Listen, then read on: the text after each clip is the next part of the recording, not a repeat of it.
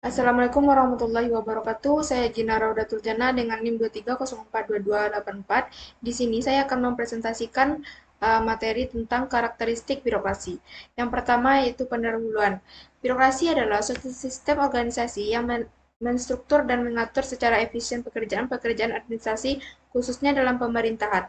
Tujuannya adalah untuk memastikan kelancaran alur kerja melalui aturan yang jelas, pembagian tugas yang spesifik, dan hierarki yang terorganisir. Meskipun birokrasi seringkali dipandang tidak fleksibel, namun mereka berperan penting dalam kebijakan publik, pelayanan masyarakat, penegakan hukum, dan menjaga stabilitas pemerintahan. Netralitas dan rasionalitas merupakan prinsip dasar birokrasi yang menekankan profesionalisme dan pengambilan keputusan yang objektif dan berdasarkan aturan. Selanjutnya, pengertian birokrasi. Birokrasi adalah suatu prosedur yang efektif dan efisien yang didasari oleh teori dan aturan yang berlaku serta memiliki spesialisasi sesuai tujuan yang telah disepakati dalam sebuah organisasi atau instansi lembaga pemerintah. Pengertian birokrasi menurut para ahli. Yang pertama, menurut Bintoro Djokromijojo, 1984. Birokrasi dimaksudkan untuk mengorganisasi secara teratur suatu pekerjaan yang harus dilakukan oleh banyak orang. Yang kedua, um,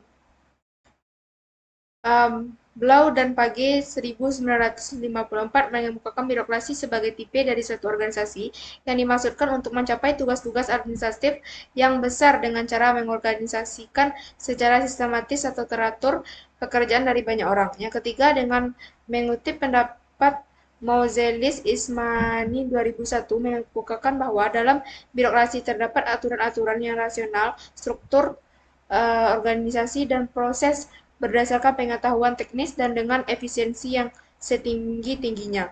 Yang keempat, menurut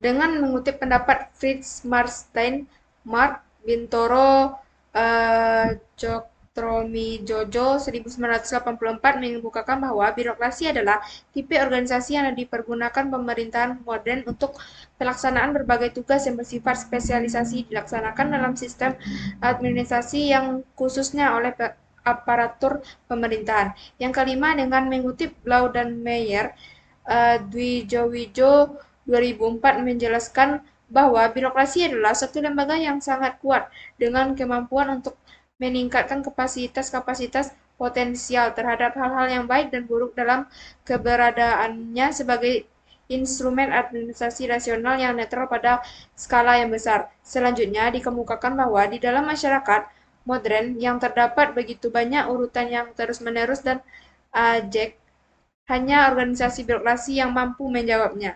Birokrasi dalam praktik dijabarkan sebagai pegawai negeri sipil. Selanjutnya, karakteristik birokrasi. Yang pertama, kerja yang ketat pada peraturan. Yang kedua, tugas yang khusus. Yang ketiga, kaku dan sederhana. Yang keempat, penyelenggaraan yang resmi. Yang kelima, pengaturan dari atas ke bawah atau hierarkis yang telah ditetapkan oleh organisasi atau institusi. Yang keenam, berdasarkan logika atau rasional. Yang ketujuh, tersentralistik atau otoritas. Yang kedelapan, taat dan patuh atau obediensi. Yang sembilan, tidak melanggar ketentuan atau disiplin. Yang sepuluh, terstruktur atau sistematis. Yang ke-11, tanpa pandang bulu atau impersonal. Selanjutnya, peran birokrasi. Yang pertama, implementasi kebijakan publik. Yang kedua, pelayanan publik.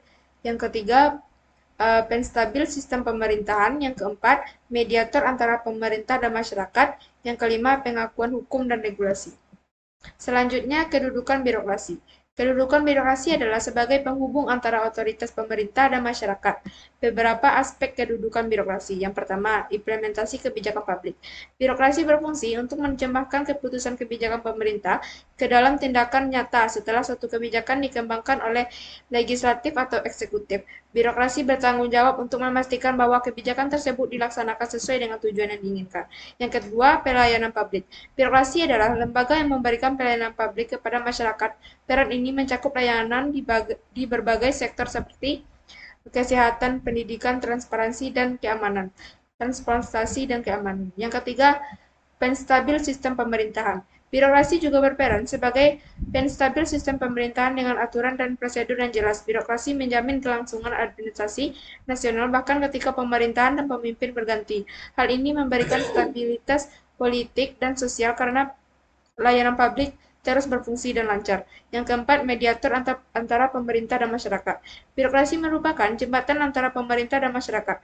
Hal ini membantu menyampaikan keinginan masyarakat kepada pembuat kebijakan dan mengkomunikasikan keputusan dan kebijakan pemerintah kepada masyarakat. Dengan cara ini, birokrasi membantu memastikan hubungan yang erat antara pemerintah dan masyarakat. Yang kelima, penegakan hukum dan regulasi. Birokrasi bertanggung jawab memastikan bahwa peraturan perundang-undangan yang dikeluarkan pemerintah dilaksanakan dengan benar dan konsisten. Mereka berfungsi untuk mengawasi pelaksanaan undang-undang dan peraturan yang ada dan memastikan bahwa semua tindakan yang diambil sesuai dengan peraturan yang berlaku.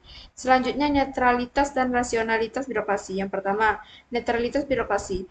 Netralitas birokrasi mengacu pada kedudukan birokrasi yang tidak memihak dalam bidang politik. Birokrasi netral berfungsi sebagai pelaksanaan kebijakan yang tidak berpengaruh dan oleh kepentingan partai politik, pemimpin tertentu, atau kelompok tertentu. Tujuan utama prinsip ini adalah untuk menjaga profesionalitas dalam pelaksanaan tugas birokrasi hingga kebijakan pemerintah dapat dilaksanakan secara adil dan objektif, bebas dari pengaruh politik yang bias. Yang kedua, rasionalitas dan birokrasi. Rasionalitas dalam birokrasi mengacu pada penggunaan logika, perencanaan, dan penalaran secara sistematis dalam pengambilan keputusan dan implementasi kebijakan. Teori rasionalitas birokrasi yang dipopulerkan oleh Max Weber menekankan bahwa birokrasi harus beroperasi berdasarkan aturan yang logis dan efisien dengan penekanan bahwa hasil yang optimal. Ciri-ciri birokrasi yang rasional menurut Weber mencakup yang pertama, hierarki yang jelas, adanya pembagian kekuasaan dan tanggung jawab yang tegas antara pejabat dan tingkatan administrasi. Yang kedua, aturan formal. Birokrasi bekerja berdasarkan peraturan dan prosedur yang telah ditetapkan sehingga semua tindakan dapat dipertanggungjawabkan secara rasional. Yang ketiga, impersonalitas. Keputusan yang diambil tidak didasarkan pada hubungan pribadi atau objektivitas, melainkan pada aturan yang objektif. Selanjutnya, kesimpulan. Dari semuanya dapat saya simpulkan, birokrasi dapat diartikan sebagai suatu sistem organisasi yang bertujuan untuk mengkoordinasikan pekerja secara efisien dan teratur. Istilah ini terdiri dari kata biru atau meja dan kratein atau kekuasaan dan merujuk pada kewenangan yang ada di tangan mereka yang melaksanakan tugas-tugas administratif. Para ahli seperti Bintoro Cokromijojo dan Blau dan Page mengatakan bahwa birokrasi bertujuan untuk meningkatkan efisiensi administrasi melalui pembagian tugas yang jelas dan mengorganisasikan yang sistematis.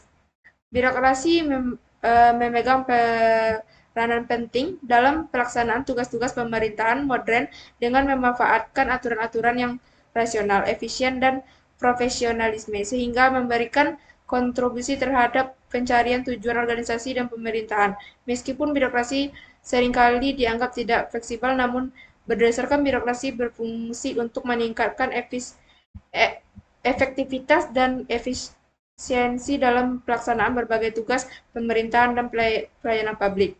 Baiklah, sekian yang dapat saya sampaikan. Assalamualaikum warahmatullahi wabarakatuh.